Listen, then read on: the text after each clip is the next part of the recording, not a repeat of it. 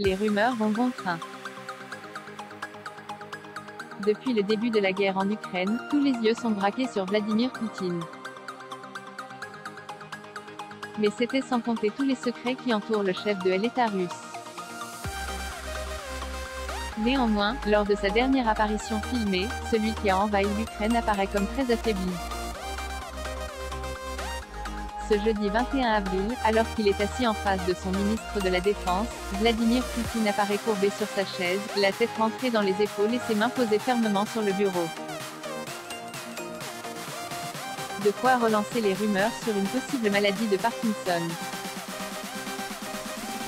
Mais ce n'est pas la seule maladie dont souffrirait le chef de l'État.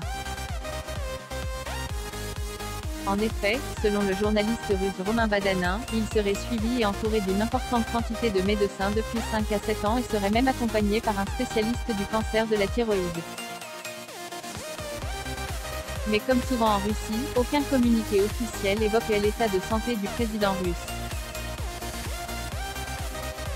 Il n'empêche que selon Pierre Grosser, professeur des histoires à Sciences Po, interrogé par nos confrères du Parisien, certains services de renseignement doivent être au courant de certaines informations. Il y a sûrement plusieurs personnes qui travaillent sur le sujet. Tous les services de renseignement américains et occidentaux doivent être sur le pont.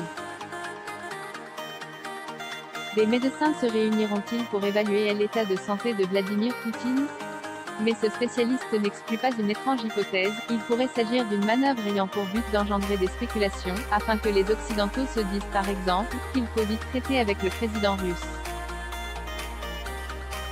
Ce n'est pas exclu, peut-être qu'un jour, de nombreux corps médicaux se réuniront pour évaluer l'état de santé de Vladimir Poutine, comme cela avait été le cas pour Saddam Hussein.